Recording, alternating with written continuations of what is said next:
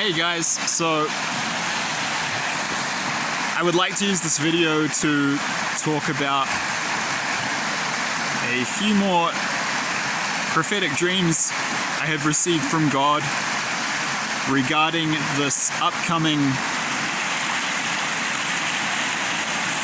Hikurangi subduction zone megaquake and associated tsunami and its impact on Wellington City, specifically the suburb of Eastbourne, which is technically part of Lower Hutt City, on the eastern side of Wellington Harbour, and this is the area where I grew up from about the age of 3. I lived there until my early 20s in the late 2000s. So yeah, in total I have had probably 50 to 100 dreams about this event since 2010. So I've been having these dreams for the past 13 years. I'll just crack straight into it here. I will give a bit more context and background information at the end of the video. So, one of the most recent dreams I had about this. So I was on the number 83 bus, and this is a bus service which it links Wellington City with Lower Hutt City Centre, specifically the Westfield Queensgate Mall. It's the kind of halfway point. And then the end point for this service is at what they call the bus barn, which is at the end of the road in Eastbourne. And I'll put a link in the description box to some Google Earth pins which can kind of show you the places I'm talking about and the locations, so you can have a look for yourself. And that will be more relevant in a second, as you'll see. So anyway, I was on this bus and I was travelling from the Westfield Queensgate Mall in the Lower Hutt CBD, that is Central Business District, and there was a part of the stream which had a message which pertained to my personal life, which is a separate topic and not relevant, so obviously I won't go into that here. So there was this part of the dream which was a message for me, and I was given that message while I was travelling on this bus. It was, late afternoon, say 4:30 p.m, looked like springtime, and the bus was coming around the bays, so Point Howard, Lowry Bay, York Bay. That part of the dream ended, and then I was on the bus and was scrambling to get all my stuff organised because I knew my stop was coming up, and I knew I would get off at the bus stop in the Eastbourne Village Centre, and I'll put a Google Maps pin to this location so that you can go on Google Maps and see exactly where I was when I was given this message. And I was a little bit slow to get all my material possessions together before I got off the bus to get off at my stop. So obviously I had all this stuff on the bus and I was kind of sorting through it. I was seated on the left-hand side of this bus, about 3 rows from the back, and I got to Windy Point. I'll put a pin for where that is on Google Maps in the description box below. And I was rushing to get all my stuff together because I had quite a lot to pack up into my bag after I'd been sorting through it on the bus seat. And yeah, I only had like a couple of minutes, and I barely managed to get all my stuff together. I kind of stuffed it in my bag, and then I sprinted to the front of the bus just before it was about to take off from my stop as a couple of other people had got off. And I remember running down the aisle of the bus, and I was just about to jump off because the bus was actually just starting to pull out, and the bus driver was about to stop the doors, and I said, "Hey, stop, I need to get off." And I went to jump out, and the bus driver stopped me, and he looked me in the eyes, and he was a New Zealand man of Pacifica, that is Pacific Island descent. He looked Samoan. There are quite a few bus drivers, Kiwi bus drivers who are of, various nationalities beside Maori and New Zealand Europeans. So there's quite some Indians and quite a few people from the Pacific Islands who drive buses in New Zealand and in Wellington, so this isn't unusual. In this part of the dream is particularly memorable. He looks me dead in the eyes, and this was similar to the dream I had where I was standing beside Westfield Queensgate Mall. I give these details.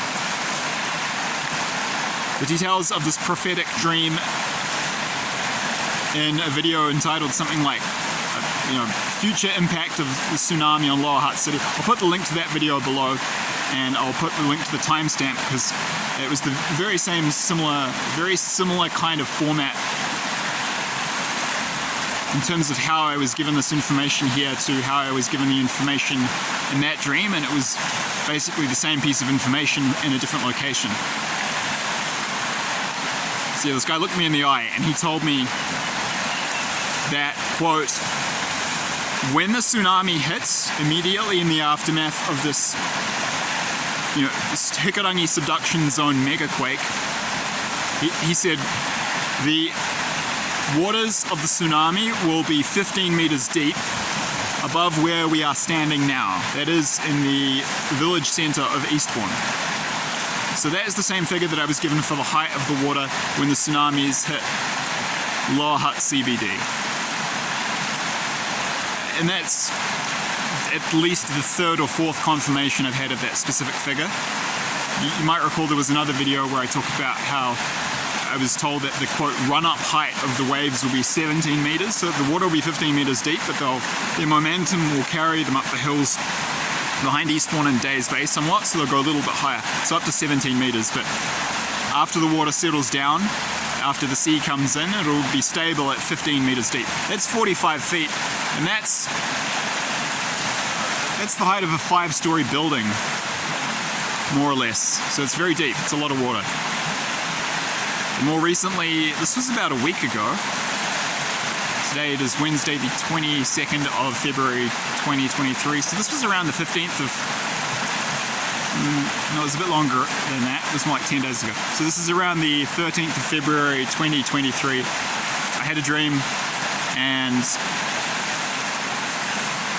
I got some more information about this earthquake. So I was standing again close to the village centre of Eastbourne, the suburb on the eastern side of Wellington Harbour.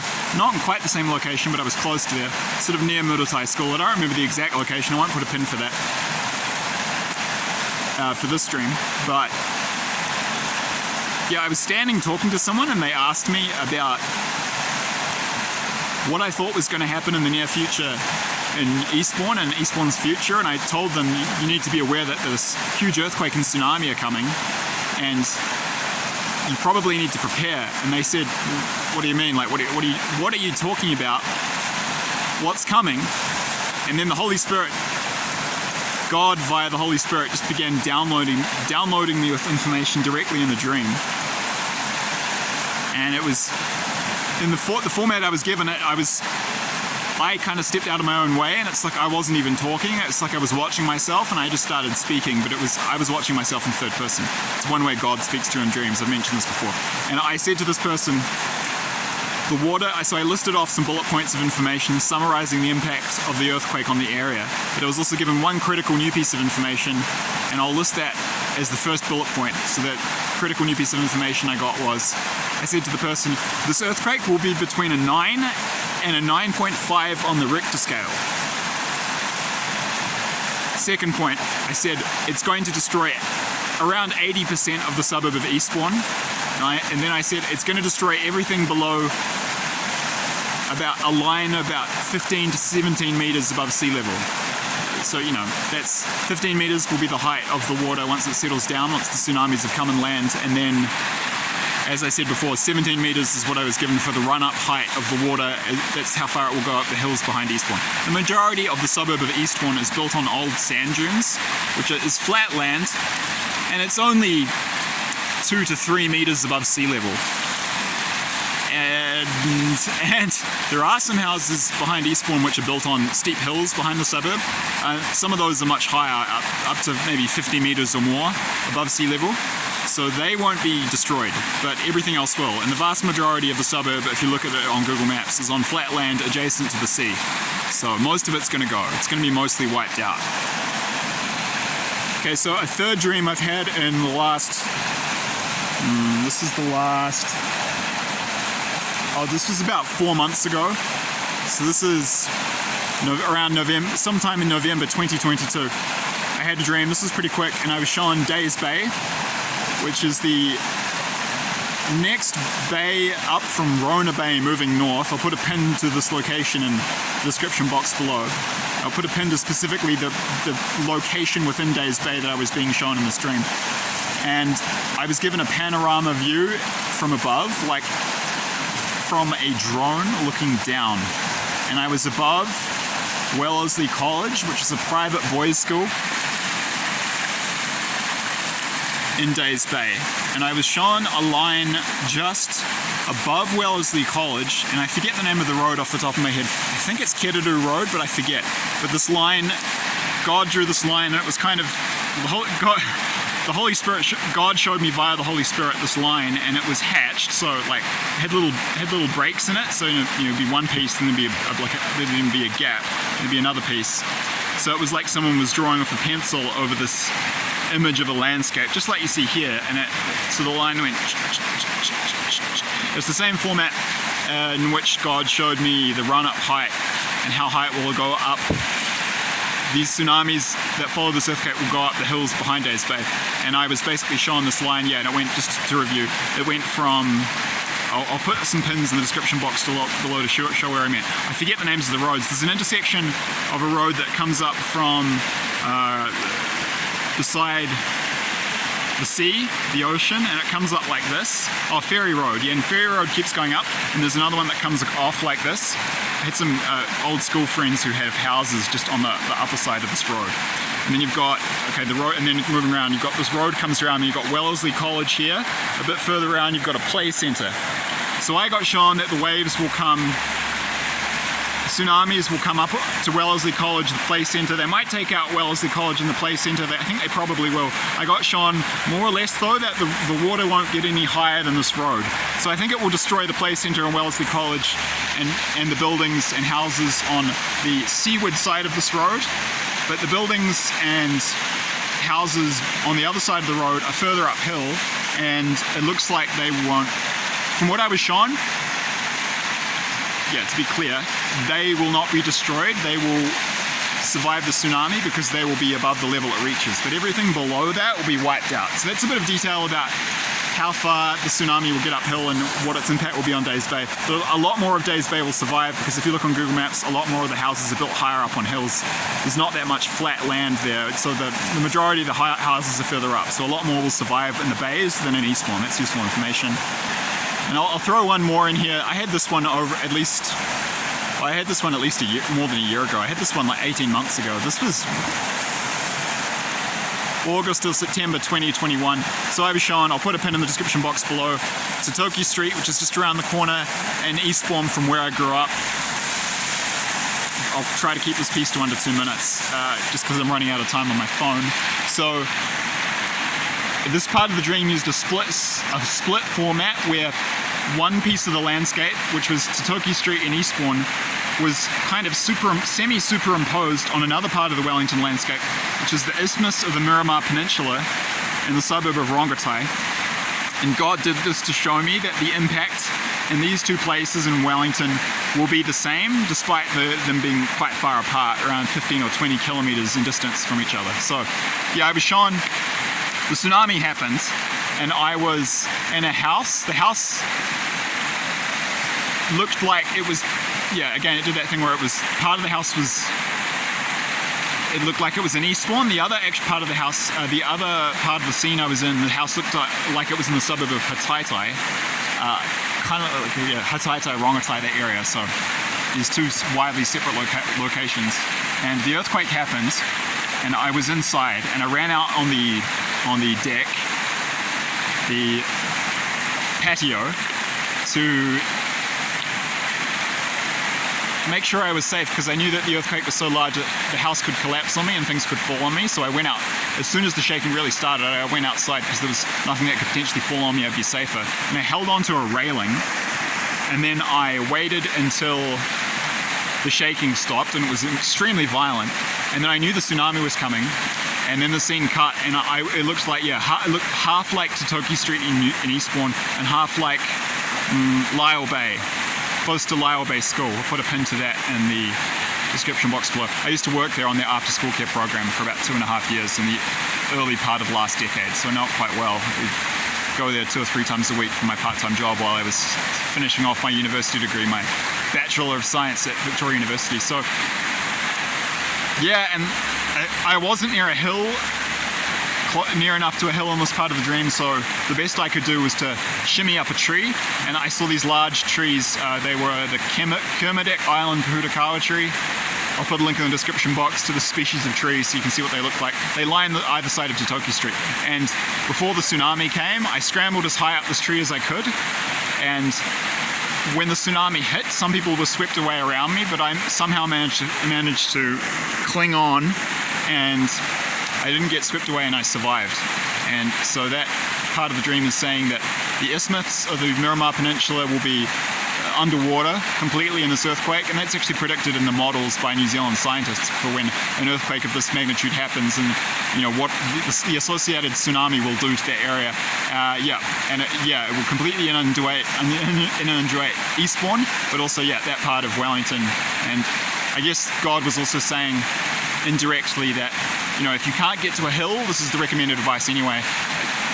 Next best thing, if you've got no other option, is to run up a tree, to climb a tree, which is kind of common sense, but that could be a useful information to some people. In any case, there's some good specific information about, me being clearly shown another part of Wellington and how it will be affected by the tsunami. So there you go, there's 4 more dreams of some details of the impact of this tsunami which follows this Hikurangi subduction zone megaquake on Wellington and Eastbourne in the southern part of New Zealand's North Islands. I believe these dreams are from God. I'm extremely confident, and I believe they're warnings. Please refer to the disclaimer in the description box below if you haven't already read it. I hope that's of some value. Thank you. Oh, and I will add as well, I'll try and wrap this up in under 30 seconds. So yeah, I actually have I've had many dreams about this, as I said at the beginning of the video, between 50 to 100. Since 2010, in the past 13 years, I've been given a lot of information in detail. So if you want to get a really well-rounded picture of what's going to happen, what I believe will happen based on these prophetic dream warnings I've been receiving from God, I would encourage you to look at the relevant playlist that I have in my playlist tab and go through all my dreams on this, because you can get a pretty well-rounded picture, because I've had so many very vivid dreams about this from many different angles, and I think this could be a really valuable resource for people to prepare. I have actually prepared a series of 3 videos giving tips on how to prepare for this event, so you can get ready, because forewarned is forearmed. That's the motto of the channel. So if you can take full advantage of these warnings by making some preparations, that's how you're going to get the most value from this material and the most bang for your buck in terms of ROI, return on investment for your investment and time spent watching these videos, if you're in that part of New Zealand. So that's something I would recommend doing if you have the time and the inclination.